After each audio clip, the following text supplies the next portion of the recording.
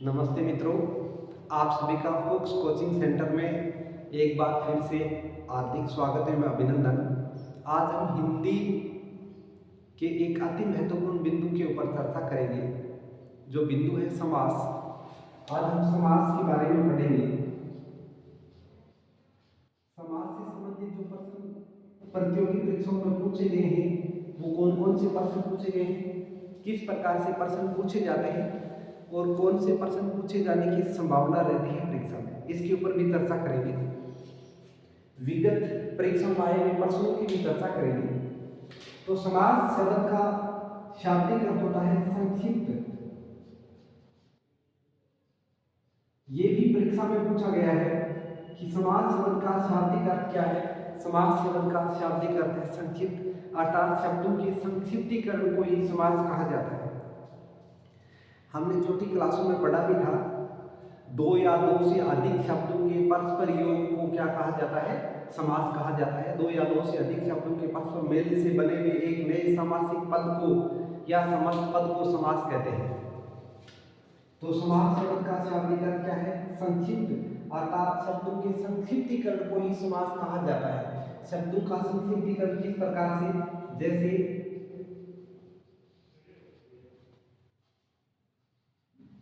दही में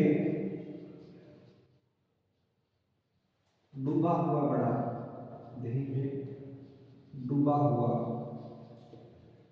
बड़ा, क्या कहेंगे, दही बड़ा। दही में डूबा हुआ बड़ा, दही बड़ा। आप किसी शादी में जाते हो, शादी समारोह के बाद घर लौटते हो, घर लौटने के बाद ये थोड़ा ही कहते हो कि मैं आज शादी में दही में डूबा हुआ बड़ा खा करके आया हूँ। नहीं, मैं दही बड़ा खा करके आया हूँ। तो शब्दों का यहाँ क्या कर दिया गया, संक्षिप्तीकरण कर दिया गया है। शब्द है वो पास पास में आकर के बैठ गए और पास पास में आकर के बैठने के बाद इनसे एक नया क्या बना दिया गया, समासिक पद बना दिया गया, समस्त पद बना दिया गया। वो ही क्या है, समास है। तो दही बड़ा, अब दो या दो से अधिक पद, 1 2 3 4 5, ये जो शब्द है, इन शब्दों से मिलाकर के एक नया क्या बना दिया गया, शब्द बना दिया गया, जिसे हम क्या कहते हैं, समस्त पद कहते हैं। समस्त पद या फिर समासिक पद, समासिक पद, इसे हम समासिक पद कहते हैं। इसी प्रकार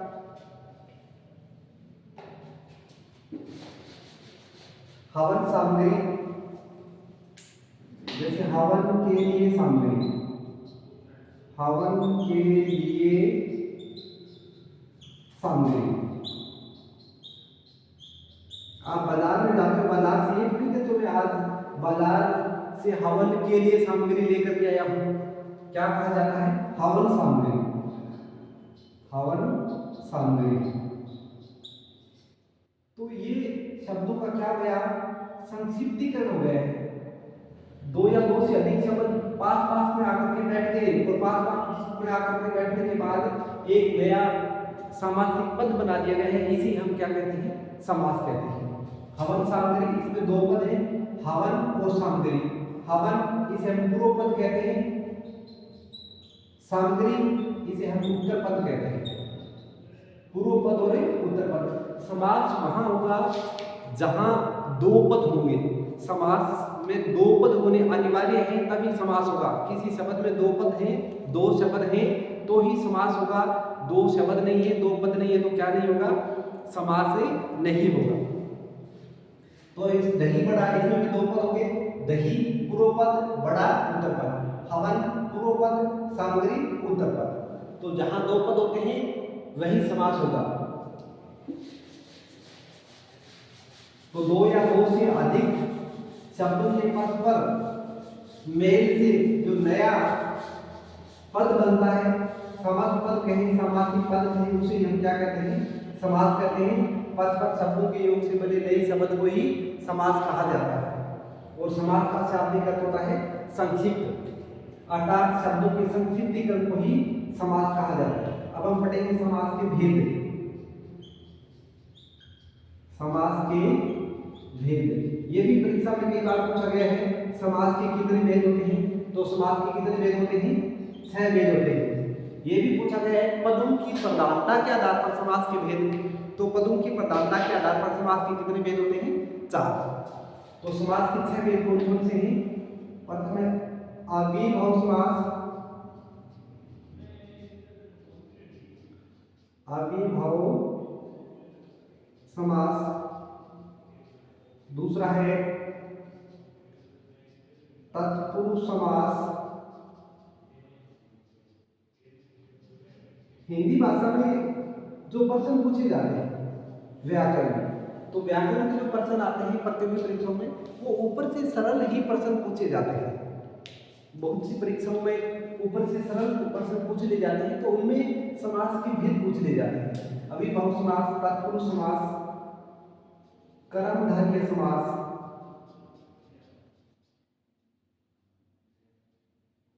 इसके बाद है 7 नंबर द्विगु समास,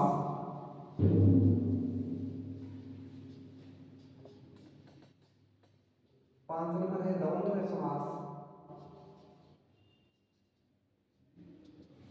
और 6 नंबर है बहुब्रीहि समास। बहुब्रीहि समास। तो समास के कितने भेद हो गए? समास के 6 भेद होते हैं। अविभाव, तत्पुरुष, कर्मधारय, द्विगु, द्वंद्व और बहुब्रीहि। पदों की प्रधानता के आधार पर समास के कितने भेद होते हैं? 4 भेद होते हैं। परीक्षा में पूछा भी गया है कई बार अपन, हमारे हिंदी के विद्वान कांता प्रसाद गुरु ने समास के 4 भेद बताए हैं। समास के भेद पदों की प्रधानता के आधार पर, पदों की प्रधानता के आधार पर। तो पदों की प्रधानता के आधार पर कितने भेद होते हैं? 4। कौन कौन से? पहला है अविभाव, अविभाव समास। दूसरा है तत्पुरुष समास,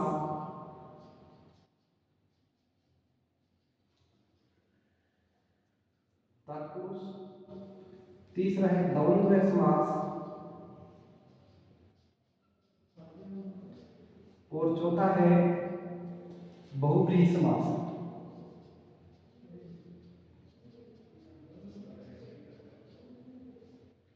बहुब्रीहि समास। तो पदों की प्रधानता के आधार पर कितने भेद हुए? 4 भेद हुए। अब सर वो 2 भेद कहां चले गए?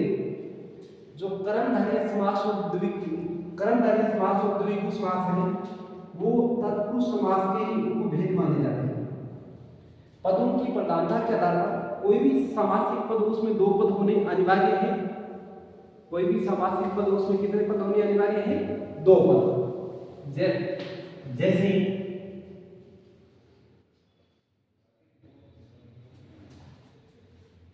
अब यहां समासिक पद है यथाशक्ति,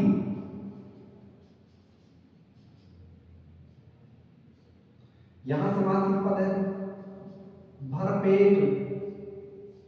अब देखो यथाशक्ति, भरपेट, ये समासिक पद है। इसमें 2 पद है, यथा, दूसरा कौन सा हो गया? शक्ति। इसमें भी 2 पद है, भर और पेट। जिस समासिक पद में प्रथम पद प्रधान हो वो तो अविभाव समास होता है। पदों की प्रधानता के आधार पर जिसमें प्रथम पद प्रधान हो। अब 2 पद हो गए, प्रथम पद प्रधान, इसमें तत्पुरुष समास में द्वितीय पद प्रधान, द्वंद्व समास में दोनों ही पद प्रधान, दोनों पद प्रधान। बहुब्रीहि समास में दोनों ही पद प्रधान है होकर के अन्य पद प्रधान होता है, अन्य पद प्रधान। तो पदों की प्रधानता के आधार पर 4 भेद हो गए। प्रथम पद प्रधान हो वह अविभाव समास, द्वितीय पद प्रधान हो वह तत्पुरुष समास, अगर दोनों ही पद प्रधान हो तो द्वंद्व समास, अगर अन्य पद प्रधान हो तो बहुब्रीहि समास। अब जो 2 समास रह गए कौन से? एक तो कर्मधारय समास और एक द्विगु समास। वो दोनों ही तत्पुरुष समास के उपभेद हैं, दोनों ही तत्पुरुष समास के ही भेद माने जाते हैं, क्योंकि उनमें द्वितीय पद प्रधान होता है। कर्मधारय समास में भी द्वितीय पद प्रधान है और द्विगु समास में भी द्वितीय पद प्रधान है। सर ये पदों की प्रधानता क्या होती है? पदों की प्रधानता जब हम सामासिक पद का वाक्य में प्रयोग करते हैं और वाक्य में प्रयोग करते समय जिसके अनुसार क्रिया का निर्धारण होता हो, जिसके अनुसार क्रिया का निर्धारण होता हो, प्रथम पद के अनुसार हो रहा है तो प्रथम पद प्रधान है, द्वितीय पद के अनुसार हो रहा है तो द्वितीय पद प्रधान है। साथ में लिंग निर्धारित होता हो, जिस समासिक पद के अनुसार लिंग का निर्धारण होता हो वो समासिक पद क्या होता है? प्रधान होता है। तो जहां क्रिया कौन से पद के अनुसार आ रही है, वाक्य में क्रिया कौन सी पद के अनुसार आ रही है, प्रथम पद के अनुसार आ रही है तो प्रथम पद प्रधान है, द्वितीय पद के अनुसार क्रिया आ रही है वाक्य में तो द्वितीय पद प्रधान है। जैसे जलधारा, जलधारा, अब मैं कहूं जल बहता है, जल बहता है, धारा बहती है। अब ये कहें जलधारा, जलधारा बहता है आएगा, बहती आएगा, जलधारा बहती है। तो ये क्रिया का निर्धारण किसके अनुसार हुआ है? यहाँ वाक्य में क्रिया का निर्धारण धारा के अनुसार हुआ है। अर्थात जलधारा में कौन सा पद प्रधान है? द्वितीय पद प्रधान है। द्वितीय पद प्रधान है तो कौन सा समास हो गया? तत्पुरुष समास हो गया। कौन सा समास है? तत्पुरुष समास, क्योंकि जिसमें द्वितीय पद प्रधान होगा कौन सा समास होता है? तत्पुरुष समास। तो हम तत्पुरुष समास के उपभेद के ऊपर चर्चा कर रहे थे। तत्पुरुष समास का उपभेद कौन सा है? कर्मधारय समास, कर्मधारय समास। अब एक बार एग्जैक्ट में प्रश्न पूछा गया था, हरियाणा में जो एग्जैक्ट होती है उसमें कि द्विगु समास किस समास का उपभेद है? द्विगु समास किस समास का उपभेद है? तो द्विगु समास कर्मधारय का उपभेद है। कौन से का है? कर्मधारय, द्विगु समास। तो तत्पुरुष का उपभेद कौन सा हो गया? तत्पुरुष का भेद कर्मधारय और कर्मधारय का उपभेद कौन सा हो गया? द्विगु समास। इसलिए तत्पुरुष समास के ही दोनों उपभेद माने जाते हैं, कर्मधारय समास और द्विगु समास। तो कर्मधारय समास का उपभेद कौन सा हो गया?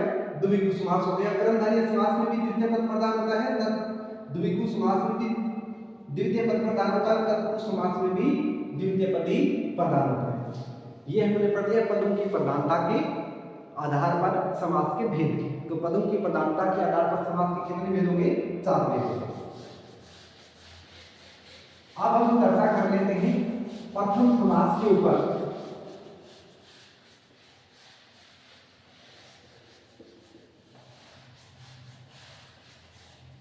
अविभाव समास के ऊपर चर्चा कर लेते हैं।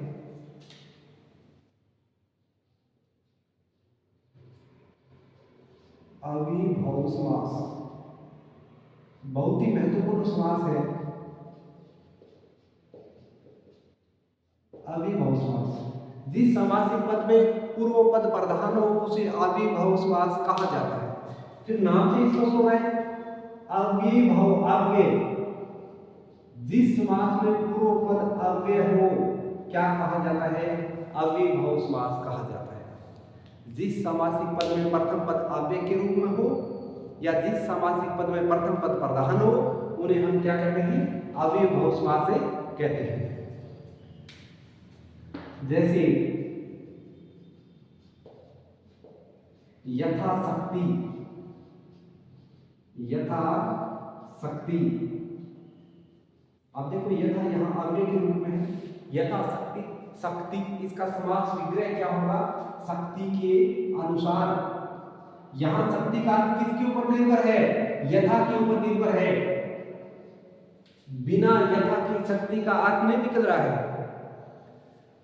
शक्ति का अर्थ यथा के ऊपर निर्भर है, अकेली शक्ति का कोई अर्थ नहीं है। यथा शक्ति, शक्ति के अनुसार। ये इसका क्या हो गया? समास विग्रह हो गया। ये सामासिक पद है जिसे हम समस्त पद बोलते हैं, ये समास विग्रह है। समास विग्रह। ये समासिक पद है, समासिक पद, समासिक पद। कई बार समास का विलोम शब्द पूछ लिया जाता है परीक्षा में, तो समास का विलोम शब्द होता है व्यास। समास का विलोम शब्द क्या होता है? व्यास। और कई बार संधि का विलोम शब्द पूछ लिया जाता है। संधि का विलोम शब्द बहुत ही महत्वपूर्ण है, कई बार परीक्षा में आया है संधि का विलोम शब्द। अब बच्चे वहां विग्रह लिखा हुआ आता है तो संधि का विलोम शब्द वहां विच्छेद भी लिखा हुआ आएगा आपके आगे, तो संधि का विलोम शब्द होता है विग्रह। हम संधि का विच्छेद करते हैं पर विलोम शब्द क्या है? विग्रह है। संधि का विलोम शब्द आपसे पूछे तो संधि का विलोम शब्द विग्रह है और समास का विलोम शब्द है व्यास है, क्योंकि समास का अर्थ क्या होता है? संक्षिप्त, और व्यास का अर्थ होता है विस्तार। तो हम क्या कर रहे थे? अविभाव समास के ऊपर चर्चा कर रहे थे। जैसे भरपेट, अगला उदाहरण है भरपेट, सेवार्थ, सेवा के लिए, इसका समास वगैरह क्या हो गया? सेवा के लिए। भरपेट, पेट भरकर, सेवा, सहपत्निक, सहपरिवार, परिवार सहित, परिवार सहित। अब हमें क्या पता चले सर कि ये अविभाव समास है। अविभाव समास कहाँ होता है? अविभाव समास कहाँ होता है ये हमें कैसे पता चले? अविभाव समास कहाँ होता है? जिस समासिक पद में पूर्व पद प्रधान हो, जिस समासिक पद में पूर्व पद अव्यय के रूप में हो, वहां अविभाव समास होता है। इसकी एक महत्वपूर्ण विशेषता है अविभाव समास की, समस्त समासिक पद क्रिया विशेषण की तरह कार्य करता है। जहां समस्त समासिक पद किसकी तरह से कार्य करे? क्रिया विशेषण की तरह से कार्य करे। समस्त समासिक पद किस प्रकार से कार्य करे? क्रिया विशेषण की तरह कार्य करे, तो वहां अविभाव समास होता है। समस्त समासिक पद क्रिया विशेषण की, क्रिया विशेषण अति महत्वपूर्ण विशेषता है। समस्त समासिक पद किस प्रकार से कार्य करे? क्रिया विशेषण की तरह कार्य करे, तो वहां कौन सा समास होगा? अविभाव समास होगा। वहां कौन सा समास होगा? अविभाव समास होगा। अब क्रिया विशेषण की तरह कैसे कार्य करे सर? क्रिया विशेषण की तरह कार्य, जैसे भरपेट, भरपेट कौन सा समास है? अविभाव समास है या नहीं है?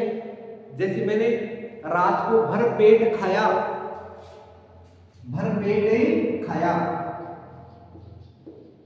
भरपेट खाया। अब खाने की विशेषता कहां तक खाया है? भरपेट खाया है, पेट भरकर खाया है, भरपेट खाया है। तो खाने की विशेषता बताई जा रही है यहाँ भरपेट, तो ये क्या हो गया? क्रिया विशेषण हो गया। जो क्रिया की विशेषता बताई उसे हम क्या कहते हैं? क्रिया विशेषण कहते हैं। तो अविभाव समास वहां होगा जहां समासिक पद क्रिया विशेषण की तरह कार्य करे। जैसे सेवार्थ, जैसे सेवा, सेवा के लिए, सेवा। अब आप विद्यालय में गए थे, विद्यालय में जाते भी हो तो विद्यालय में लिखा होता है ना, सेवार्थ जाइए, शिक्षा आइए। सेवार्थ जाइए, सेवा के लिए जाइए, सेवार्थ जाइए, सेवा के लिए जाइए। वहां जाने की विशेषता बताई जा रही है। जाने की विशेषता क्या है? सेवार्थ है। तो जाने की विशेषता तो क्रिया विशेषण हो गया, और क्रिया विशेषण हो गया तो कौन सा समास हो गया? अविभाव समास हो गया। इसी प्रकार मैं नोहर से परिवार पहुंचा, मैं नोहर से परिवार पहुंचा। अब पहुंचने की विशेषता क्या है? सह परिवार है, परिवार सहित है। अब पहुंचने की विशेषता हुई, पहुंचना क्या है? क्रिया है। अब क्रिया की विशेषता बता दी तो कौन सा समास हो गया? अविभाव समास हो गया। कौन सा समास हो गया? अविभाव समास। तो अविभाव समास में समस्त समासिक पद क्रिया विशेषण अव्यय की तरह क्या करता है? कार्य करता है। क्रिया विशेषण के 4 भेद होते हैं, ये तो आपने पढ़ लिया ही होगा, आगे पढ़ाएंगे कौन कौन से 4 भेद होते हैं। तो मैं सह परिवार पहुंचा, पहुंचने की विशेषता क्या हो गई? सह परिवार। अब सह परिवार में कौन सा उपसर्ग हो गया, सॉरी सह परिवार में कौन सा समास हो गया, अविभव समास हो गया। तो अविभव समास की विशेषता कौन कौन सी होती है लिख देता हूं। पहचान कैसे करें अविभव समास की, पहचान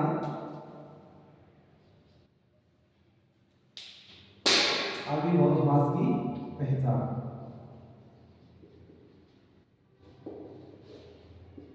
प्रथम पद प्रधान, प्रथम पद प्रधान। दूसरी विशेषता प्रथम पद अव्यय के रूप में, प्रथम पद अव्यय के रूप में समस्त समस्त सामासिक पद क्रिया विशेषण की तरह कार्य करता है। क्रिया विशेषण समस्त सामासिक पद क्रिया विशेषण की तरह कार्य करता है। प्रथम पद उपसर्ग के रूप में भी मिलता है, कुछ विद्वान ये मानते हैं, जैसे अति, नि, बे, प्रति, भर, हर, इस प्रकार से प्रथम पद उपसर्ग के रूप में। पांचवी विशेषता है शब्दों की पुनरावृत्ति, शब्दों की पुनरावृत्ति, जहां शब्दों की पुनरावृत्ति हो वहां कौन सा समास होता है, अविभव समास होता है। जैसे धीरे धीरे, धीरे धीरे, अब धीरे धीरे में कौन सा समास हो गया, धीरे के बाद धीरे, धीरे धीरे में कौन सा समास हो गया, अविभव समास हो गया, क्योंकि ये धीरे धीरे क्रिया विशेषण की तरह कार्य करता है। तो ये क्रिया विशेषण की तरह कार्य कैसे करता है,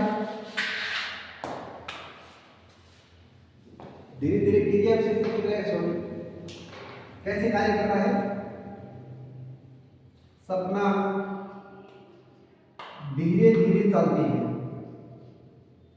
धीरे धीरे चलती है। अब देखो यहां चलने की विशेषता बताई जा रही है, सपना कैसे चलती है, धीरे धीरे चलती है। तो चलने की विशेषता बताई गई, इसलिए क्या हो गया, क्रिया विशेषण हो गया, और क्रिया विशेषण हो गया तो कौन सा हो गया, अविभव समास हो गया।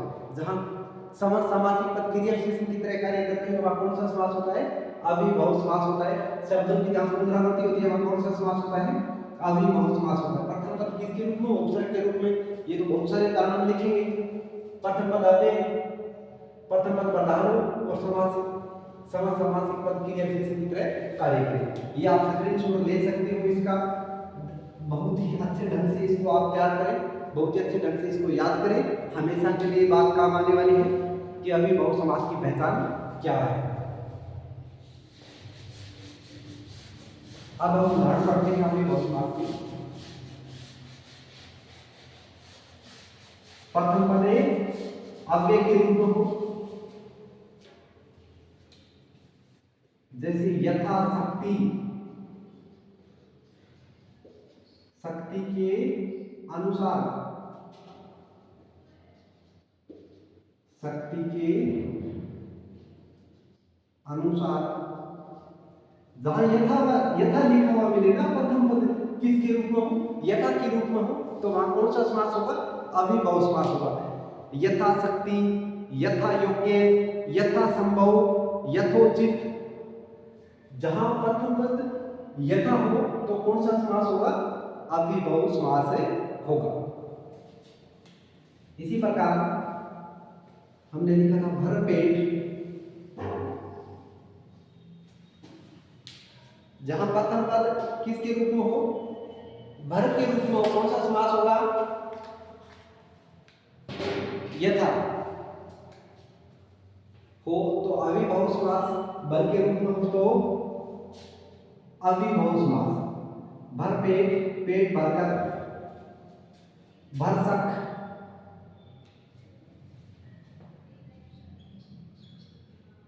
सहपत्नीक,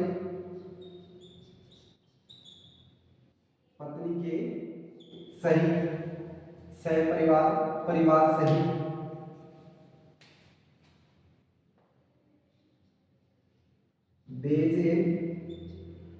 बे उपसर्ग के रूप में है। कौन सा समास हो गया? अविभव समास हो गया। बेधड़क, बेखटके, बेधड़क, बिना धड़क के बेधड़क, बेधड़क, अभूतपूर्व, बेधड़क बिना धड़क के अभूतपूर्व। यहाँ अ है वो उपसर्ग के रूप में है। अभूतपूर्व, जो पूर्व में नहीं हुआ है, जो पूर्व में नहीं हुआ है। इसका समास विग्रह क्या होगा? जो पूर्व में नहीं हुआ है। अभूतपूर्व जो पूर्व में नहीं हुआ है। निडर, जो डरता नहीं हो, निडर, जो डरता नहीं हो, निडर। निधड़क, नालायक, जो लायक नहीं हो, नालायक।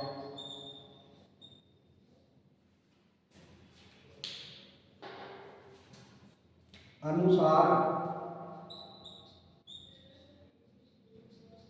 अनुसार अनुपसर्ग के रूप में है। अनुसार, अनुदित, अनुसार, अनुदित, अनुचित, प्रत्यक्ष,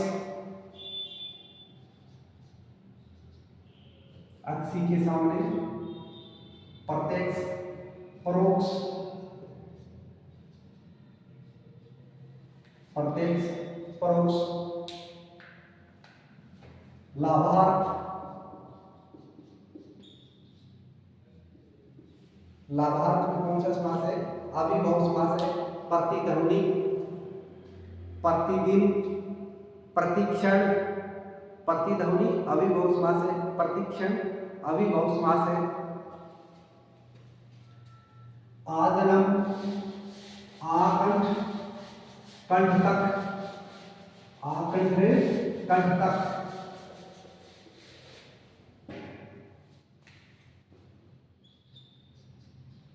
आदनम, आकंठ, कौन सा समास है? अविभव समास है। आजीवन, आमरण, कौन सा समास है? अविभव समास। इसी प्रकार हमने एक अगली विशेषता लिखी थी शब्दों की पुनरावृत्ति। शब्दों की पुनरावृत्ति जैसे हाथों हाथ, हाथों हाथ, मारा मारी, मारा मारी, मारने के बाद है मारना। लूटम लूट, लूटने के बाद है लूटना। देखा देखी, देखने के बाद है देखना। चला चली, चलने के बाद है चलना। गंगा पार, गंगा पार, गंगा के पार। सरयू पार, सरयू के पार। ये समासिक पद है। मैं गंगा पार पहुंचा, सरयू पार पहुंचा। क्रिया विशेषण की तरह कार्य करे ये समासिक पद। तो कौन सा समास हो गया? अविभव समास हो गया। गंगा पार, सरयू पार। विवेक पूर्वक, विवेक पूर्वक, विवेक के साथ, ध्यान पूर्वक, ज्ञान पूर्वक, ज्ञान के साथ, ध्यान के साथ। बाद में पूर्वक लगा हुआ हो तो कौन सा समास होगा? अविभव समास होगा। इसी प्रकार से हर लगा हुआ हो, हर पल, हर क्षण, कौन सा समास है? अविभव समास है। तो ये आज हमने अविभव समास के बारे में पढ़ा। कल हम तत्पुरुष समास के बारे में पढ़ेंगे और कल अविभव समास के क्वेश्चन पर्सन के बारे में पढ़ेंगे। कौन कौन से पर्सन विषय की परीक्षाओं में पूछे गए हैं। धन्यवाद।